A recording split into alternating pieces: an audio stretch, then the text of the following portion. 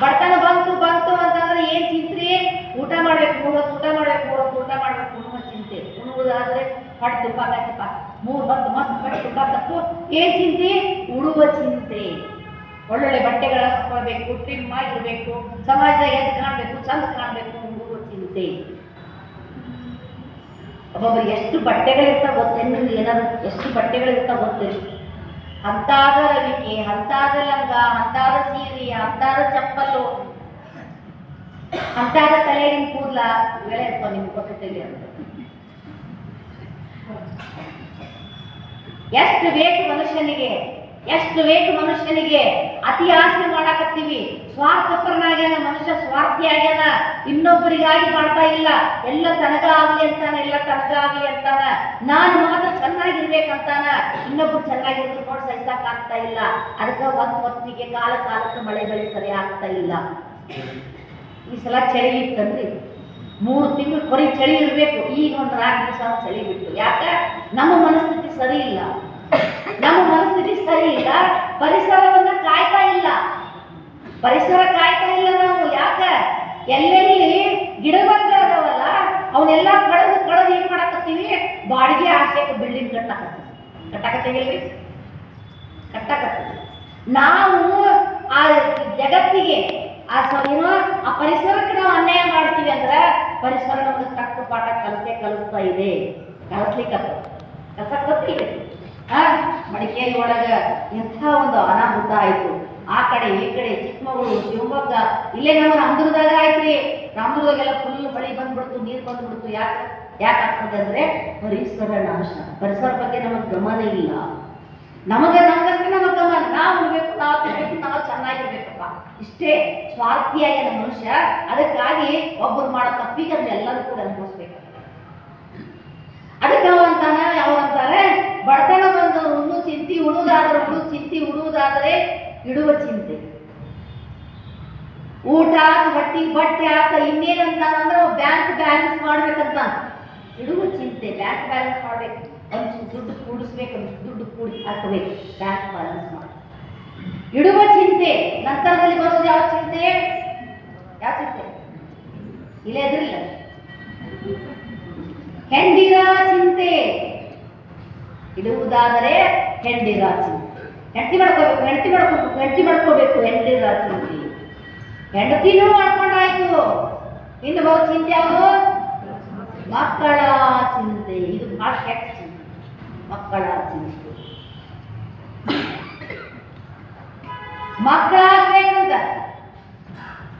ಮಕ್ಕಳಾಗ್ಬೇಕಂತ ಮನಸ್ಮೃತಿ ಹೇಳ್ತಾನ. ಏನ್ ಹೇಳ್ತಾನೆ ಅಂದ್ರೆ ಅಪುತೃಷಂ ಗತಿರ್ನಾಸ್ತಿ ಅಂತ. ಗೊತ್ತಾಯ್ತಾ? ಇಲ್ಲಿ ಬರಾಕ್ತಾನೇನು? ಇಲ್ಲ,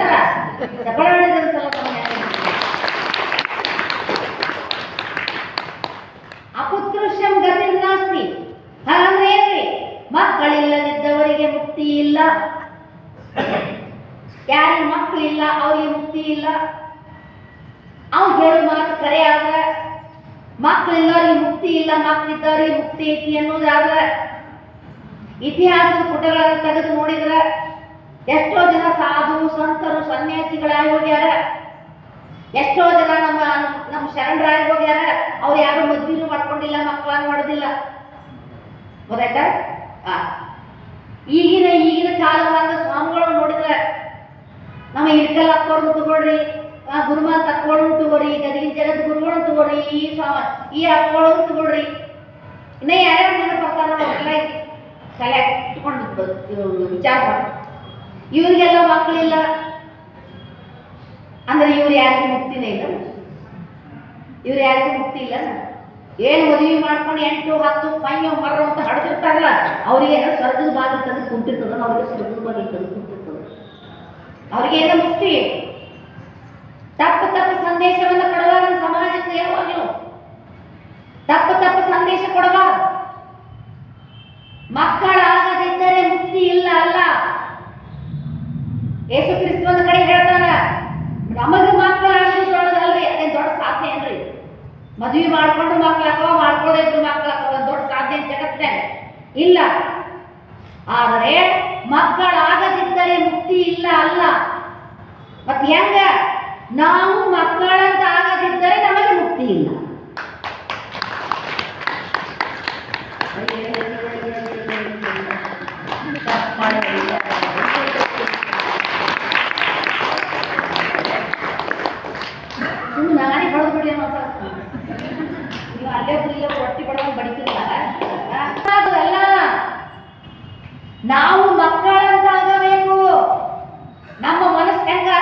ಮಕ್ಕಳ ಮನಸ್ಸಿನ ಗತಿ ಆಗಬೇಕು. ಮಕ್ಕಳ ಮನಸ್ಸು ಹೆಂಗಿರ್ತದೆ ಗೊತ್ತೇನ್ರಿ? ಮಡಿ ಮಾಡಿದ ಬಟ್ಟೆ ಇದ್ದಂಗಿರ್ತದೆ. ಮಡಿ ಮಾಡಿದ ಬಟ್ಟೆ ಇದ್ದಂಗಿರ್ತದೆ. ಅದಕ್ಕೆ ಯಾವುದೂ ಫೀಲಿಂಗ್ ಇರಂಗಿಲ್ಲ ಮಗುವಿಗೆ. ನಿಮ್ಮ ಮನೆ ಒಳಗೆ ಒಂದು 4 ವರ್ಷದ ಮಗು ಐತೆ ಅಂತ ತಿಳ್ಕೊರಿ. ಒಂದು ಹೆಣ್ಣು ಗಂಡು, ಒಂದು ಹೆಣ್ಣು ಮಗು ಐತೆ ಅಂತ ತಿಳ್ಕೊರಿ. ಅದೇನು ಮಾಡ್ತದೆ?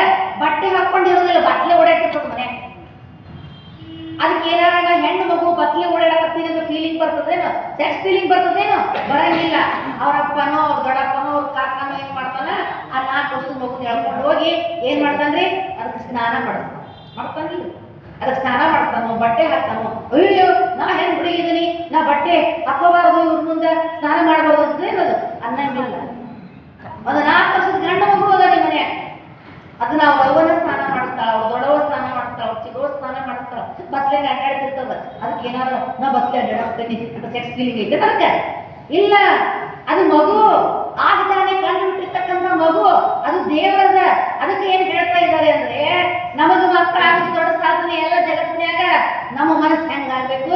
ನಾವು ಮಕ್ಕಳಂಗಾಗಬೇಕು. ಅದಕ್ಕಾಗಿ ಹೇಳ್ತಾ ಇದ್ದಾರೆ. ಹೊಸದಾಗಿ ಅನುಭವ ಮಂಟಪಕ್ಕೆ ಅಕ್ಕಮಹಾದೇವಿ ಬಂದಾಗ ಅಲ್ಲಿರ್ತಕ್ಕಂಥ ಶರಣರು ಅಕ್ಕಮಹಾದೇವಿ ಹೆಂಗ್ ಕಂಡ್ರು ಅಂದ್ರೆ, ಹೆಂಗೂಸಿನಂಗವ ಕಂಡರು ಪುರಾತನರು, ಬಾಲಕನರಂಗವ ಕಂಡರು ಪುರಾತನರು. ಅಕ್ಕ ಬಂದಿದ್ದು 16, 17 ಆಸುಪಾಸಿನಲ್ಲಿ ಇರ್ತಕ್ಕಂಥ ಅಕ್ಕ. ವಿಶ್ವ ಸುಂದರಿ ಅಂತ ಕರಿತೀವಿ ಆಕಿನ. ಏನಂತ ಕರಿತೀವಿ? ವಿಶ್ವ ಸುಂದರಿ ಅಂತ ಕರಿತೀವಿ. ಅತಿ ಸುಂದರದೊಳಗೆ ಸುಂದರಿಯಾಗಿರ್ತಕ್ಕಂಥ ಅಕ್ಕ ಹೆಂಗ ಬಂದಿದ್ಲು? ಅನುಭವ ಮಂಟಪಕ್ಕೆ ಹೆಂಗ್ ಬಂದಿದ್ದಳ್ರಿ? ದಿಗಂಬರೆಯಾಗಿ ಬಂದಿದ್ಲು. 16, 17 ವರ್ಷದ ಒಬ್ಬ ಹುಡುಗಿ ಅಂತ ಕರಿತೀವಿ. ಆಕಿನ ಹೆಂಗ್ ಅಂತ ಕರೆಯಲ್ಲ, ಆಕಿನ ಕನ್ಯೆ ಅಂತ ಕರಿತೀವಿ, ಹುಡುಗಿ ಅಂತ ಕರಿತೀವಿ. ಅಲ್ಲಿ ಎಲ್ಲಾ ತರದ ಶರಣರಿದ್ರು. ವಯಸ್ಸಾದವರಿದ್ರು, ವಯಸ್ಸಾಗದಿರೋರಿದ್ರು, ಸಣ್ಣವರಿದ್ರು, ದೊಡ್ಡವರಿದ್ರು, ಮುದುಕರಿದ್ರು, ಎಲ್ಲರೂ ಇದ್ರು. ಆಕೆ ಅನುಭವ ಮಂಟಪಕ್ಕೆ ಬಂದಾಗ ಆಕಿನ ಹೆಂಗ ಕಂಡ್ರಲ್ಲಿರ್ತಕ್ಕಂಥ ಶರಣರಂದ್ರೆ, ಹೆಂಗೂಸಿನಂಗವ ಕಂಡರು ಪುರಾತನರು, ಬಾಲಕನರಂಗವ ಕಂಡರು ಪುರಾತನರು. ಆಕಿನ ಹೆಂಗ ನೋಡಿದ್ರು ಗೊತ್ತೇನ? ದಿಗಂಬರಿಯಾಗಿರ್ತಕ್ಕಂಥ ಅಕ್ಕಮಹಾದೇವಿ ಹೆಂಗ ನೋಡ್ತಾರಂದ್ರೆ, ಆಗ ಹುಟ್ಟಿರ್ತಕ್ಕಂಥ ಮಗುನ ನೋಡ್ದಂಗ ಆಯ್ತಂತ ಅವ್ರಿಗೆಲ್ಲ. 16, 17 ವರ್ಷದ ಒಬ್ಬ ಹುಡುಗಿನ ಆಗ ತಾನೇ ಹುಟ್ಟಾಳೆ. ಯಾಕೆ? ಅವ್ರು ಭಾಳ ಹಂಗ ಬಂತು. ಈ ಜಗತ್ತಿನೊಳಗ ಯಾವ ಧರ್ಮದ ಇತಿಹಾಸದಲ್ಲಿಯೂ ಇದು ಇಲ್ಲ. ಯಾವುದು? ಅಕ್ಕ ಮಹಾದೇವಿ ಅಂತ ವೈರಾಗ್ಯ ನಿಧಿ, ಹರಳಯ್ಯ ಕಲ್ಯಾಣಮ್ಮನವರಂತ ತ್ಯಾಗಿ ಈ ಜಗತ್ತಿನ ಇತಿಹಾಸದ ಯಾವ ಧರ್ಮದಲ್ಲಿ ಸಿಗುವುದಿಲ್ಲ. ಅದು ಬಸವ ಧರ್ಮದಲ್ಲಿ ಮಾತ್ರ.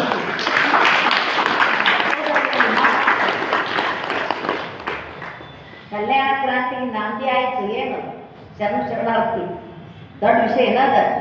ಚರ್ಮಾಕರು ಏನೆಲ್ಲ ಮಾಡಿದ್ರು ಅದು ಹೇಳ್ತೀನಿ ಮುಂದೆ. ಇನ್ನೂ ಸ್ವಲ್ಪ ಟೈಮ್ ಇತ್ತಂದ್ರೆ ಹೇಳ್ತೇನೆ. ಮತ್ತೆ ಅಂತ ಅಕ್ಕ ಮಹಾದೇವಿ ಶಿವಮೊಗ್ಗ ಜಿಲ್ಲೆಯಿಂದ ಬೀದರ್ ಜಿಲ್ಲೆವರೆಗೂ ನಡ್ಕೊತ ಬಂದು, ಮೈಮ್ಯಾಗ ಬಟ್ಟೆ ಇಲ್ಲ, ತನ್ನ ಕೂದಲ ಎಲ್ಲ ದೇಹಕ್ಕೆ ಮುಚ್ಚಿಕೊಂಡು ಶಿವಮೊಗ್ಗ ಜಿಲ್ಲೆಯಲ್ಲಿ ಒಂದು ದಿಕ್ಕು, ಬೀದರ್ ಜಿಲ್ಲೆ ಒಂದು ದಿಕ್ಕದ.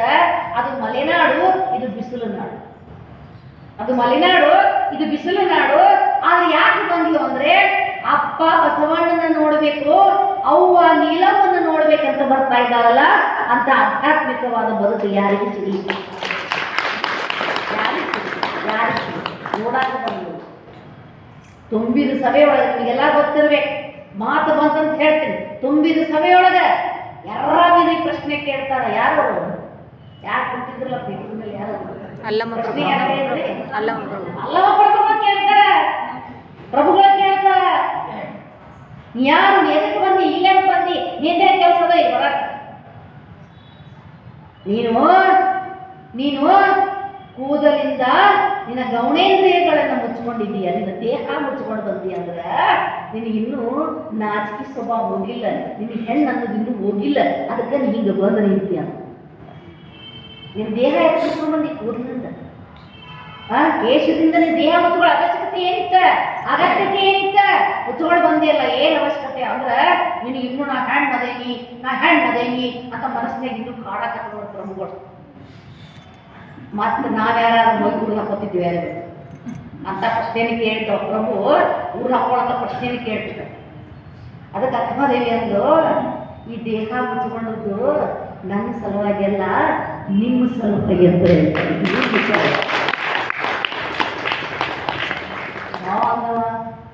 ಪ್ರಭು ಹಾ ಅಂದ, ಹೌದು, ನಿಮ್ಮ ಮನಸ್ಸು ಚಂಚಲ ಆಗಬಾರ್ದು ಅನ್ನೋ ಉದ್ದೇಶದಿಂದ ನಾ ದೇಹ ಮುಚ್ಕೊಂಡ್ಬಂದಿನಪ್ಪ, ಇದ್ರಾಗ ತಪ್ಪು ಇನ್ನೊಂದು ಅದ್ಭುತವಾದ ಮಾತು, ಬಹಳ ಸಂವಾದ ಹೇಳ್ತೀನಿ ಪ್ರವಚನದಲ್ಲಿ, ಬಹಳ ಅದ್ಭುತವಾಗಿ ಹೇಳ್ತೀನಿ ನಾನು. ಸಿಪ್ಪೆ ಇದ್ದರೆ ಹಣ್ಣಿಗೆ ರಕ್ಷಣೆ, ಸಿಪ್ಪೆ ಇದ್ದರೆ ಹಣ್ಣಿಗೆ ರಕ್ಷಣೆ, ಸೀರೆ ಇದ್ದರೆ ಶೀಲಕ್ಕೆ ರಕ್ಷಣೆ. ಶೀಲಕ್ಕೆ ರಕ್ಷಣೆ ಸೀರಿರ್ಬೇಕ, ಹಣ್ಣಿಗೆ ರಕ್ಷಣೆ ಸಿಪ್ಪಿರ್ಬೇಕ. ನೀ ಅದನ್ನ ಕಳಿಸಿ ಬಂದಿಯಲ್ಲ, ನಿನಗೆ ಏನು ಹೇಳ್ಬೇಕು, ಏನು ಹೇಳ್ಬೇಕು ನಿನಗ? ಅವಾಗಕ್ಕೆ ಅಂದ್ಲು, ನೀವು ಹೇಳೋದು ಕರೆಕ್ಟ್ ಅದು, ಸಿಪ್ಪಿದ್ರೆ ಹಣ್ಣಿಗೆ ರಕ್ಷಣೆ, ನೀವು ಹೇಳೋದು ಬರೋಬ್ಬರಿ ಅದು. ಆದ್ರೆ ಆ ಸಿಪ್ಪಿ ಸುರಿದಿರಲೇ ಇಲ್ಲ, ಹಣ್ಣ ಸಿಪ್ಪಿ ಸುರಿದಿರಲೇ ಇಲ್ಲ. ಮತ್ತೆ ಏನ್ ಮಾಡಿದಿ? ನಾ ಏನ್ ಮಾಡೀನಿ ಅಂದ್ರ ಆ ಹಣ್ಣನ್ನ ಚನ್ನ ಮಲ್ಲಿಕಾರ್ಜುನಗ ನೈವೇದ್ಯ ಮಾಡಿದ್ವಿ.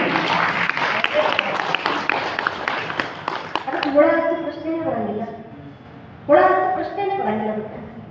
ಅದಕ್ಕೆ ರಕ್ಷಣೆ ಆಗಲ್ಲ. ಇದನ್ನ ಅರ್ಪಿಸ್ಬಿಟ್ಟಿದ್ದೀನ, ತನು ಮನ ಎಲ್ಲವನ್ನ ಅರ್ಪಿಸ್ತೀನಿ ಅಂತಂದಾಗ ಇದಕ್ಕೇನು ತೊಂದರೆ ಆಗಲಿಕ್ಕೆ ಸಾಧ್ಯ ಇಲ್ಲ. ಅದಕ್ಕೆ ಅಂತ ಒಬ್ಬ ಅಂತ ಸೂಕ್ಷ್ಮಮತಿಯಾಗಿರ್ತಕ್ಕಂಥ ಅಂತ ಅಕ್ಕ ಮಹಾದೇವಿ ಶಿವಮೊಗ್ಗ ಜಿಲ್ಲೆಯಿಂದ ಬೀದರ ಜಿಲ್ಲೆವರೆಗೂ ನಡ್ಕೊಂತ ಬರ್ತಾಳಂದ್ರೆ ಸುಮಾರು 600ರಿಂದ 700 ಕಿಲೋಮೀಟರ್ ಒಳಗೂ ದಾರಿಯನ್ನು ಕ್ರಮಿಸ್ಬೋದು. ನಮ್ಮ ಅಂದಾಜು 600ರಿಂದ 700 ಕಿಲೋಮೀಟರ್ ವರೆಗೂ. ಈಗೆಲ್ಲ ಟಾರ್ ರೋಡ್ ಅದ, ಅದಲ್ರಿ ಈಗ, ಈಗೆಲ್ಲ ಟಾರ್ ರೋಡ್ ಅದಾವು. ನಾವು ಎಲ್ಲೇ ಹೋಗಿ ಬರ್ತೀವಿ, AC ಕಾರ್ನ್ಯಾಗ ಕೂಡಿರ್ತೀವಿ, ಸೀಟ್ ಬೆಂಡ್ ಮಾಡ್ಕೋತೀವಿ, ಆರಾಮ್ ಸೀರಿ ಮಲ್ಕೊಂತೀವಿ, ಮತ್ತೆ ನಿಂದಿರ್ತೀವಿ, ಮತ್ತೆ ತಿಂತೀವಿ, ಮತ್ತೆ ಉಡ್ತೀವಿ, ಚಾ ಕುಡಿತೀವಿ, ನೀರು ಕುಡಿತೀವಿ. ಆದ್ರೂ ನಮಗೆ ಏನಾಗ್ತದೆ, AC ಕಾರ್ನ್ಯಾಗ ಹೋಗಿ ಬಂದ್ರು ಭಾಳ ದಣಿವಾಗಿತ್ತು ಅಂತೀವಿ, ಭಾಳ ದಣಿವಾಗಿತ್ತು. AC ಕಾರ್ ಭಾಳ ದಣಿವಾಗಿತ್ತು.